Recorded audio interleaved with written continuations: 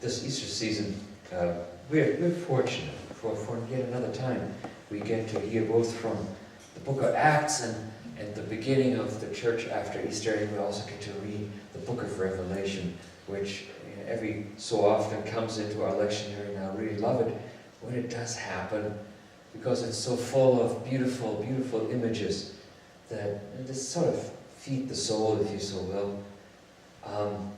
Today we've read from the 20th chapter of Acts, so we're way on. Actually, we're in the 21st chapter. We're way on in Acts from where we were last time, when we were looking at John's vision of the martyrs, saints, all gathering at the foot of the Lamb. Today we have this really strange image that,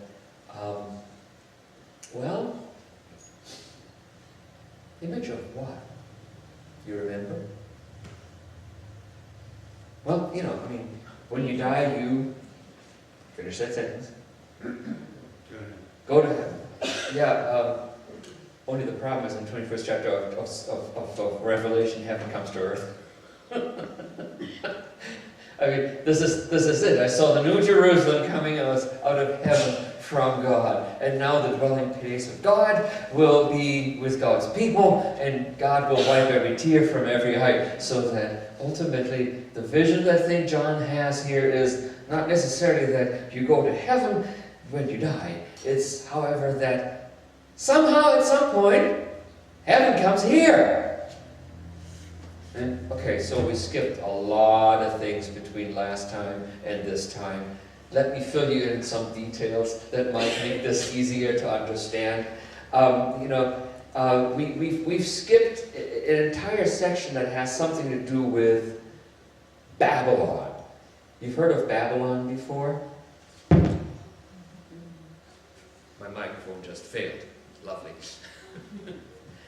You've heard of Babylon before. It's what? Why is it important?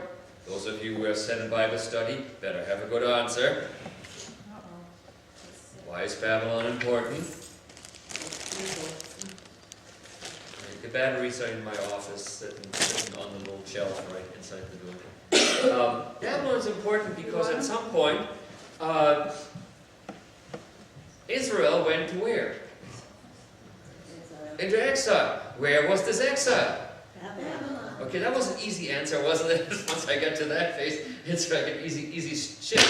We have to go eventually, we come and go into exile and come out of exile as well. So somehow Babylon becomes the perennial enemy of all that is good. Exile is one of those really bad displays of power of one people over another. Yeah, okay, well, those are the wrong ones. Okay, belong to something else. Sorry, but thanks for trying. Babylon really, in many ways, as far as I'm concerned, stands for something. Babylon stands for power, raw power. Babylon stands for anyone who can enforce their will on somebody else, and is willing to do so. Babylon is the places that have their will, they assert it, and there's nothing you can do about it. Yes, success! Oh dear. Babylon can take half of everyone who lives in Judah and can afford to schlep them all the way across the desert to their own abode and lair. Babylon, says the book of Daniel, Babylon is happy. Perfect. Babylon is happy to even take their names. And I mean, take away their names. They change their names to their own language. Babylon is happy to stamp out everything, anything that is even remotely connected with their enemies, eventually even their children, by taking them into themselves. Babylon takes you over by force. Babylon can live everywhere. Anywhere. It can be anything, anybody, any nation, and anything for that matter, I guess. Anything that sort of has that amount of power over you.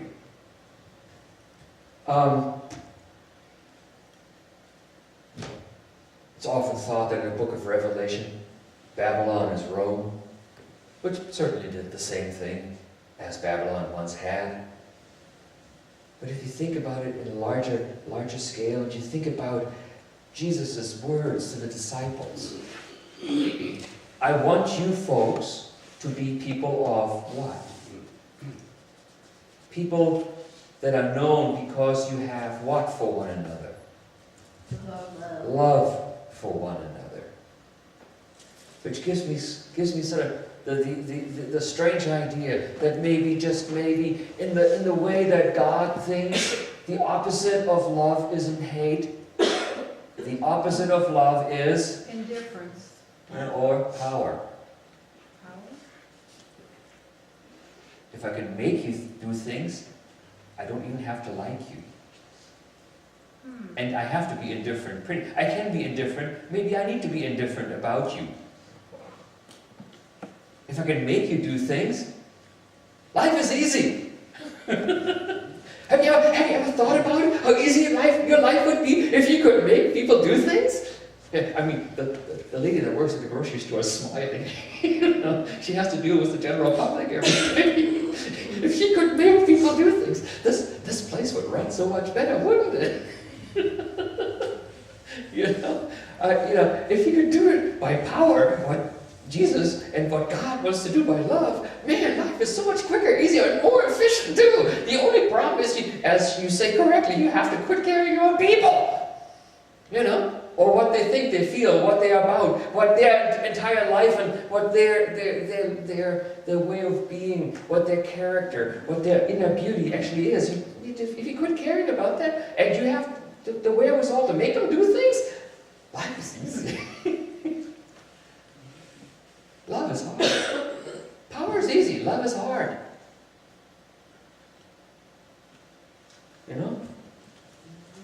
I'm writing that down. That's too good. Okay, now there you go. Power is easy. Love is hard. There you go.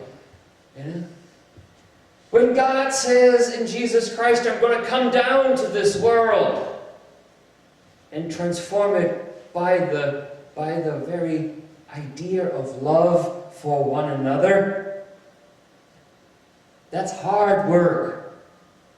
That's the work of the cross.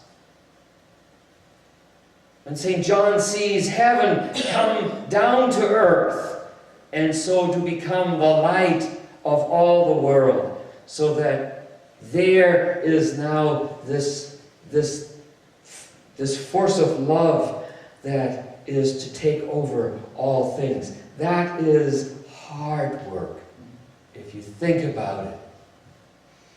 Power will not wipe away tears from eyes. If it cared enough, it wouldn't have used itself. Love does care about people, about peoples, and about this world. Enough to be here, enough to be in its midst and see all that it really has to offer, rejected and rejected again and rejected a third time. Don't tell me Jesus wasn't rejected at the cross. He was. But love, the way that John says it to you and I, the way that Jesus says it to you and I, the way the Scriptures says it to you and I, is unending.